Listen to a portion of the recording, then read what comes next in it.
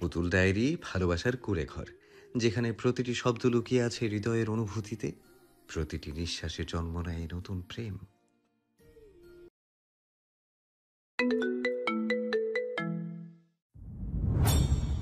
কোণে দাঁড়িয়ে আছে মাহাদি। সে পাথরের মূর্তি নেয় নির্বাক।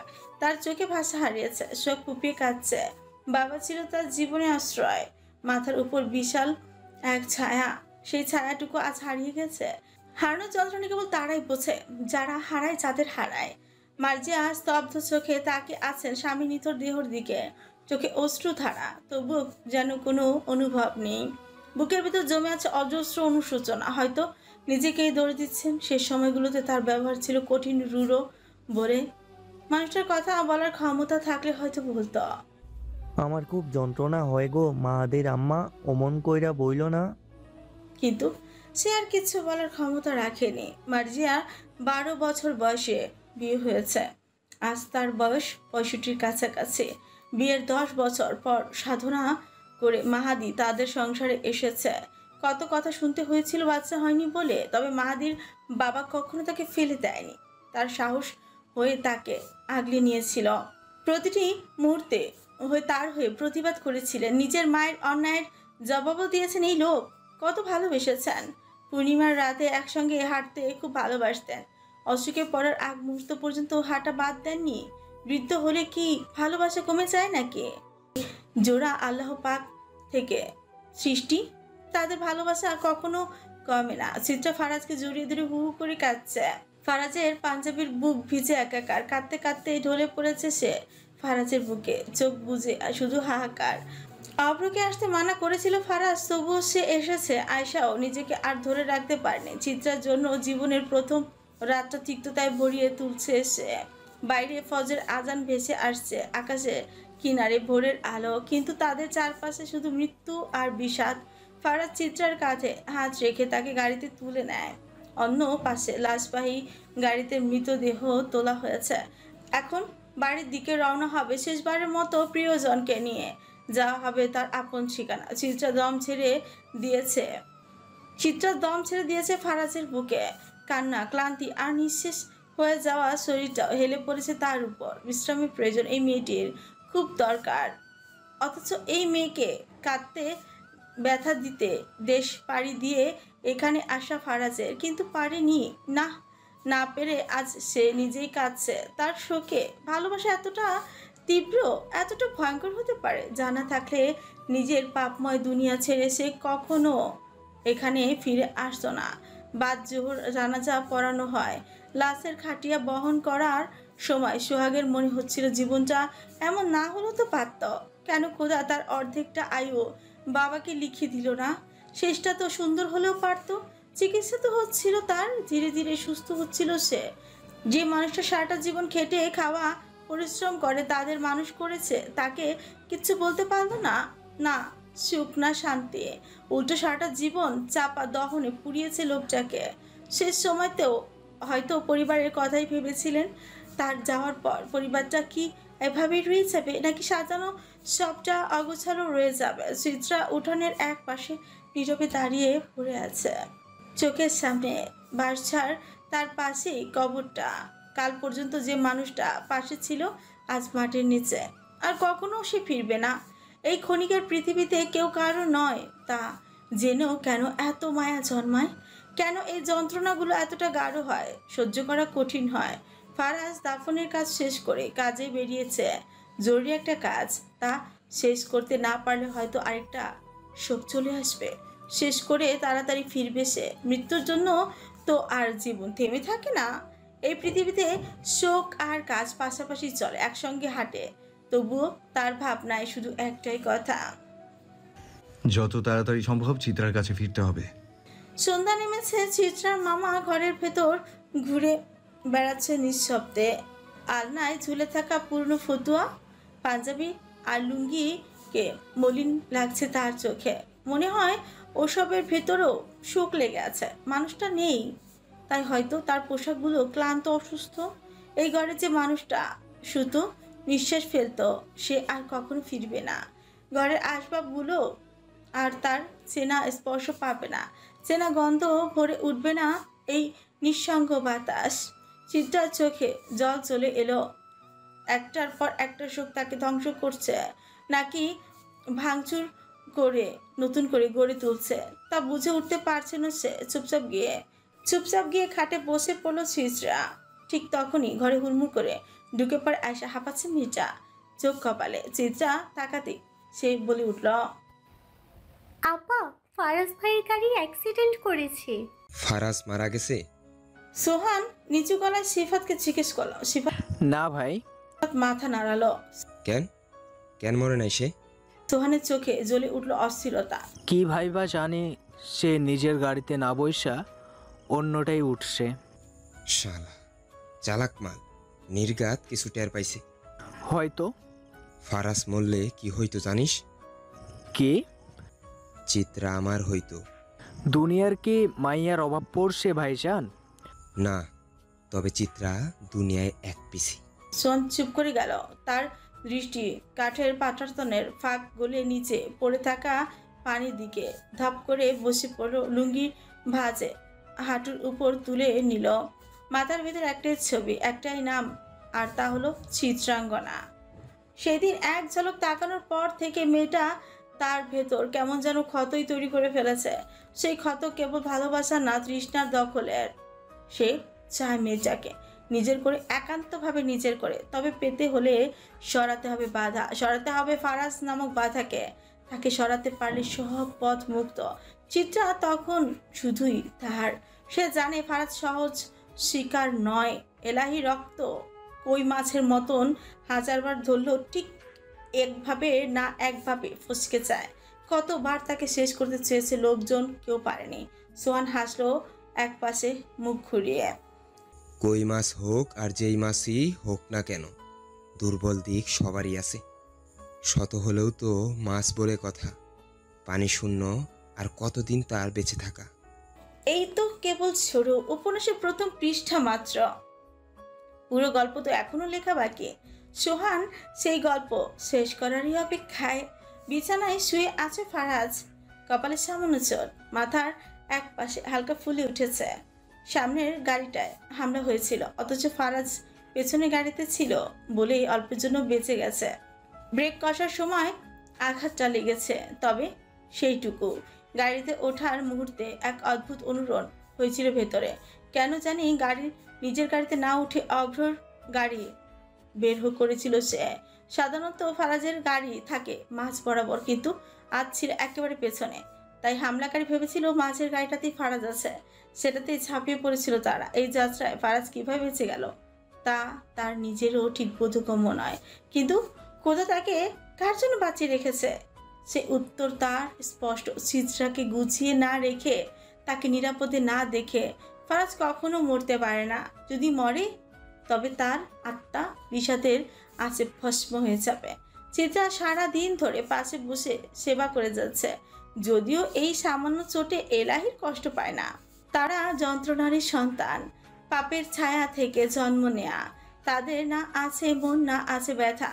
তবুও চিত্রার চোখে জল টলমল করছে দেখে বুকটা হাহাকারে ভরে উঠে ফারাজের। চুপচাপ চিত্রার মুখের দিকে তাকিয়ে থাকে সে। এই মুখটাই যে গত কিছু মাস ধরে তার প্রার্থনার কেন্দ্র। কত রাত সে নিঃশব্দে বলেছে স্রষ্টার কাছে, তার সকল দুঃখ আমায় দাও, তার কান্না আমায় দাও, তার ব্যথা আমায় দাও। কিন্তু স্রষ্টা কি শুনেছেন? নাকি তিনি পাপীদের প্রার্থনায় কান দেন না? যদি শুনতেন তাহলে আজ হয়তো তাকে এই অন্ধকার রাস্তায় নামতে হতো না। চিত্রার গাল বেয়ে চপচপ করে নেমে আসা অশ্রু মুছে দিয়ে ফারাজ হেসে বলল, কাঁদছো কেন? আমার কিছুই হয়নি তো। চিত্রা ক্ষীণ কণ্ঠে রাগ আর কান্না মিলিয়ে বলে, আপনি কি করে এতটা দায়িত্বহীন হতে পারেন? মাথায় আঘাত পেয়েছেন আর বলছেন কিছু হয়নি? ফারাজ উঠে বসলো, চিত্রার হাত ধরে বলল, তুমি কাঁদবে না। তোমার চোখে জল দেখলে আমার ভেতর পড়ে।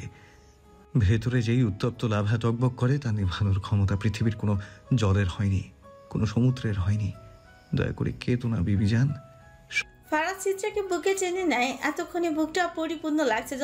এতক্ষণ মনে হচ্ছিল দেহ থাকলেও তা যেন নিষ্প্রাণ। হৃৎপিণ্ডটা ছিটকে পড়েছে হয়তো কোথাও। ফারাজ সিলিং এর দিকে তাকায়, নিঃশ্বাস ছেড়ে প্রথমেই তার কথা ভাবে।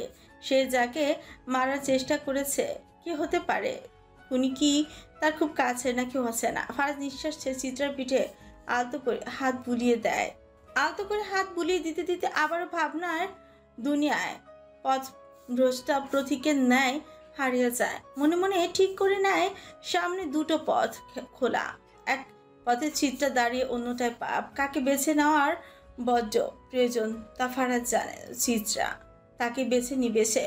কাউকে ভালোবাসলে, তাকে আপন করে পেয়ে কাছে রাখতে চাইলে মানুষ সব করতে পারে। পাপ বিসর্জনের বদলে পবিত্রতা পাবে সে, এটাই ভাবলেই তো ভেতরটা শান্তির মোহে ডুবে যায়।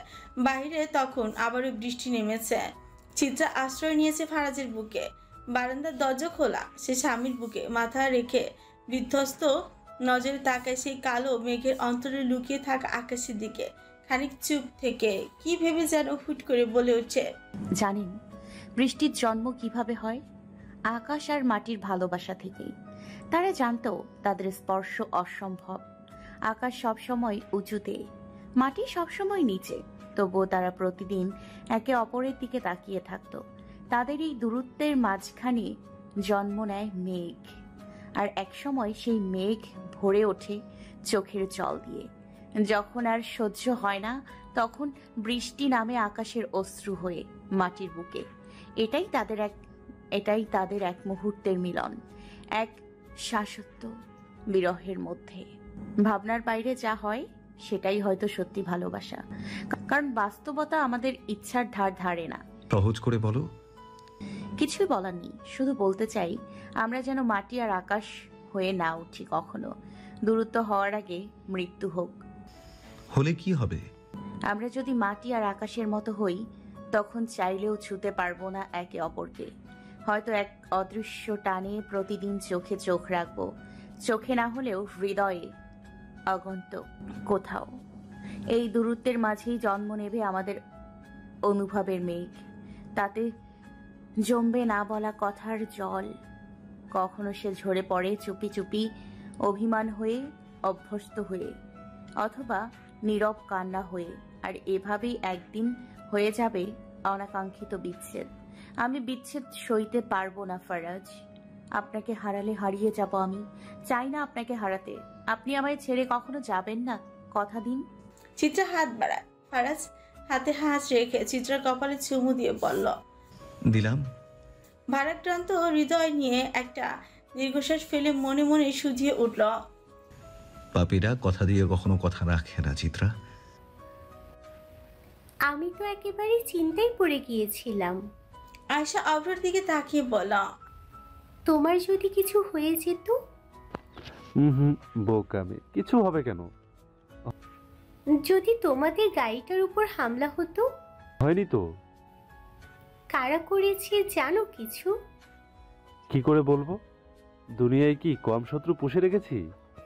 মানে? এই ঘরনি, জড়িয়ে ধরো না একটু, ভালো লাগছে না। ভালো না লাগলেই জড়িয়ে ধরতে হবে কেন? শান্তির জন্য। আয়শা অভ্রকে জড়িয়ে ধরল। চোখ বুঝতে হঠাৎ মগজ সজাগ হলো। আচ্ছা, জড়িয়ে ধরলে শান্তি পাওয়া যায়, তা সরকার ভাই কেমন করে জানলো? তার মানে কি আগেও সে কাউকে জড়িয়ে ধরে শান্তি লাভ করেছে?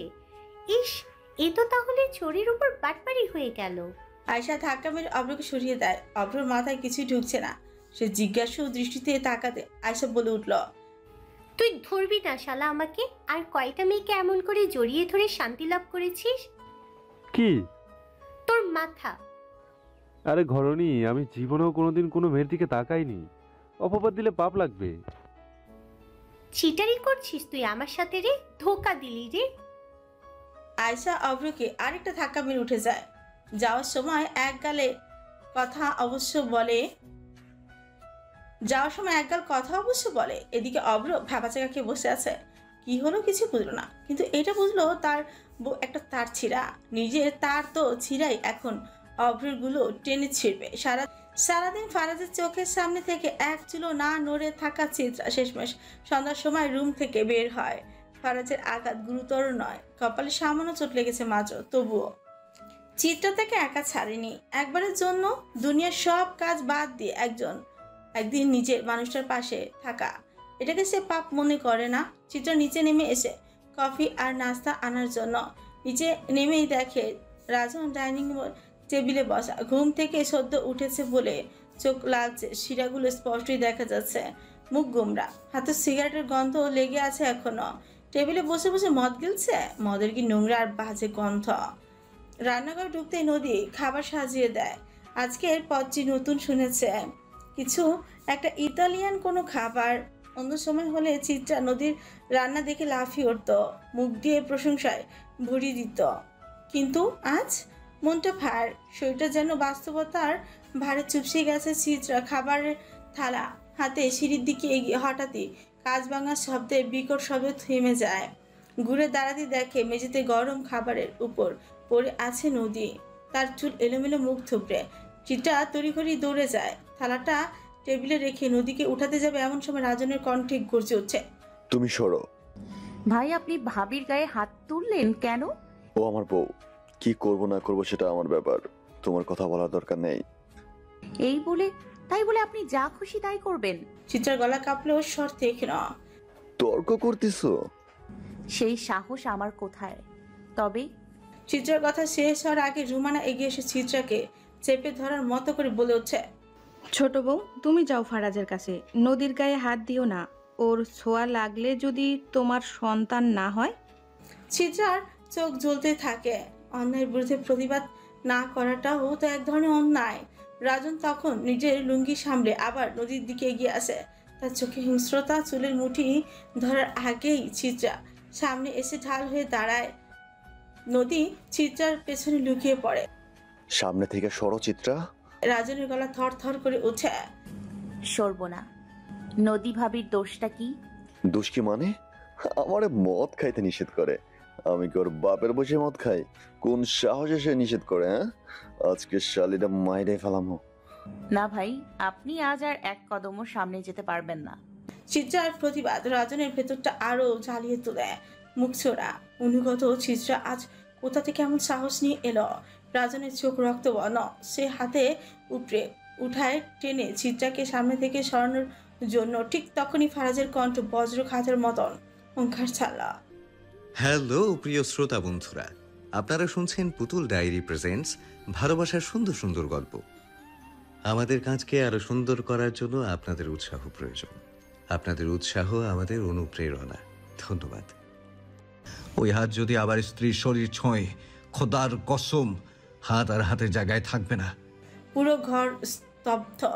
রাজনের হাত থেমে যা মাঝ পথে। চিত্রা ঘাড় ঘুরিয়ে সিঁড়ির দিকে তাকায়, সেখানে দাঁড়িয়ে আছে ফারাজ। সাদা সাঁচে মোড়ানো সুগঠিত দেহ, পকেটে হাত গুজে রাখা, চোখে তীক্ষ্ণ বিদ্যুৎ ঝলসে পড়ছে। রুমানা ধীরে ধীরে পেছোতে থাকে। ফারাজের চোখে চোখ রাখতে সাহস হয়নি। বিপদ যেন জানালার পর্দা সরিয়ে সামনে দাঁড়াতেই তিনি এখানে একদম দাঁড়িয়ে থাকার সাহস হারিয়ে ফেলেন। ফারাজ এগিয়ে এসে চিত্রাকে সামনে নেয়। চিত্রা হাত ধরে নদীকে টেনে তোলে। ফারাজ চিত্রার দিকে তাকিয়ে গাম্ভীর্য কণ্ঠে বলে, ভাবিকে রুমে নিয়ে যাও। আর তুমি ঠিক আছো তো? চিত্রা মাথা নেড়ে বলল, তাহলে রুমে যাও, খাবার আমি নিয়ে আসছি। চিত্রা নদীকে সঙ্গে করে নিয়ে চলে যায়। ফারাজ এবার সামনে এসে দাঁড়ায় রাজনের মুখোমুখি, চোখে চোখ আটকে যায়। রাজনের ঠোঁটে তুচ্ছ তাচ্ছিল্য। বেশ বাড়াবাড়ি হয়ে যাচ্ছে না? তুই আমার বিষয়ে নাক গলালে আমিও কিন্তু নাক গলাতে বাধ্য হব। ফারাজ এক পা এগিয়ে এসে ফিসফিসিয়ে উঠে, দুঃখিত, নাক গলানোর আগেই যদি ফারাজ এলাহি আপনার নাকটাই কেটে দেয় ভাইজান। গভীর রাত, আকাশ কালো, চাঁদ মেঘে ঢাকা, নিস্তব্ধ পরিবেশ। শুধু মাঝে মাঝে শোনা যাচ্ছে কুড়ালির ঠকঠক শব্দ। রাতে কে চিরে ফাটিয়ে দিচ্ছে সেই শব্দ। মাহাদি আর তার শরীরের সমস্ত শক্তি একত্র করে গর্ত করছে, মাটি সরে যাচ্ছে তার শক্তির সম্মুখে। ঘামের ফোঁটা জমে জমে তার কপাল দিয়ে গড়িয়ে পড়ছে চোখের কোণে। গর্তটা যথেষ্ট গভীর হলো সে কুড়াল থামিয়ে দাঁড়ায়। কিছুটা দূরে পড়ে থাকা মেইলি মৃতদেহটির দিকে তাকায়। নিষ্প্রাণ, নিথর, নির্বাক সেই দেহখানা। মুখটা এমনভাবে আঁকা যেন চিরতরে চিৎকার থেমে গেছে। মুহূর্ত খানিক সে দাঁড়িয়ে থাকে হৃদস্পন্দন, তারপর নিজের মনে হিসেব করে, পুরো দেহটাই একসাথে পুঁতা দিলে হয় লাশ সহজে খুঁজে পাওয়া যাবে না, কিংবা সহজেই শনাক্ত হয়ে যাইবে লাশ। এটাই করা মঙ্গলময়। সে কোনো ঝুঁকি নিতে চায় না। একটু থেমে নিঃশ্বাস টেনে কুড়াল হাতে নেয় সে। ঠান্ডা ধাতব ব্লেডের নিচে অচল গলা, এক কোপেই মাথা আলাদা হয়ে যায় দেহ থেকে। তারপর শুরু হয় নিষ্ঠুর পদ্ধতিগণ ছেদন। হাত পা উরু বুক সব আলাদা করা হয় দেহ থেকে। কুড়ে রাখা কয়েকটি গর্ত, ছোট ছোট গর্ত, একে একে সব অঙ্গ প্রত্যঙ্গ উঠতে পেলে মাটিতে চায়। মৃত শরীরটাকে একেবারে অচেনা করে দেয়। সমস্ত কাজ শেষ করে দীর্ঘ সময় লাগে তার। রাত প্রায় শেষের দিকে মাদি ক্লান্ত হয়ে বসে পড়ে নদীর পাড়ে। শীতল হাওয়া বইছে, ঘামে ভেজা শরীর হালকা হয়ে যাচ্ছে। সে গভীর এক নিঃশ্বাস ফেলে তারপর উঠে দাঁড়ায়। আবার একটা ছোট্ট গর্ত খুঁড়ে তাতে কুড়ালটাও পুঁতে দেয়। মেয়েটির মৃত শরীর থেকে কেড়ে নেওয়া ওড়নাটা সে লুঙ্গির মতো করে শরীরে পেঁচিয়ে নেয়। তারপর নিজের শার্ট আর প্যান্ট খুলে নদীর জলে নেমে পড়ে। ঠান্ডা জলে ডুবে যায় মাথা সহ। দীর্ঘ সময় ডুবে থেকে উঠে আহা কি প্রশান্তি। শরীরে আর কাদা নেই, নেই রক্তের খসা খাট। জলের ভেতর সব পাপ ধুয়ে যাচ্ছে তার। সে তৃপ্তভাবে গোসল শেষ করে উঠে আসে। ধীরে ধীরে নিজের পোশাক পরে। ছেঁড়া ওড়নাটা খানিকটা কুচকে ছিঁড়ে নদীর স্রোতে ভাসিয়ে দেয়। তার মুখে তখন পরম তৃপ্তি। অন্ধকার ভেদ করে আজ বহুদিন পর ভোরের আগে বাড়ি ফিরবে সে। মনের ভেতর একটানা শান্তির ঝংকার বাজে। ঘরে ফিরে বউকে জড়িয়ে ধরে ঘুমাবে। নিশ্চিন্ত একটা ঘুম দিবে সে। শীষ বাজায় সোচে প্রশান্তিদায়ক মৃদু বাঘ।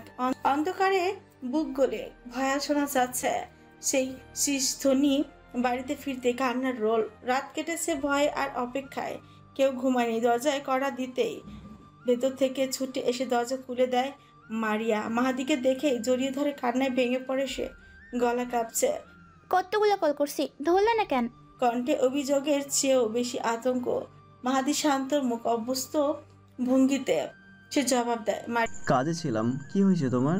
মারিয়া কান্নার ফাঁকে বলে, জান্নাতের খুঁজে পাওয়া যাইতেছে না। এইটুকু কথায় মাহাদির মুখে লুকানো ওষুধটি ক্ষণিকের জন্য দৃষ্টি ফেলে দেয়। তার চোখের পেছনে হঠাৎ করে জ্বলে ওঠে গা চমচমে বাসনা। সে কিচ্ছু বলে না, শুধু মারিয়াকে বুকের কাছে টেনে নেয়। তার পিঠে হাত বোলায়। সান্ত্বনার ভঙ্গিতে অভিনয়ে ওস্তাদ সে। তবে তার ঠোঁটের কোণে পরম তৃপ্তির হাসি লেগে আছে। একটু শীষ বাজাতে পারলে নিহাতি মন্দ হতো না। সোহাগ থানায় গিয়েছিল রিপোর্ট করতে। মার্জিয়া এমনিতেই স্বামীর মৃত্যুর পর আরও একগুঁয়ে হয়ে উঠেছে। কারোর সঙ্গে কথা বলে না, তর্কে জড়ায় না। জান্নাতের নিখোঁজ হওয়ার ঘটনা শুনে তার কি প্রতিক্রিয়া হওয়া উচিত সেটা সে নিজেই ঠিক বুঝে উঠতে পারছে না।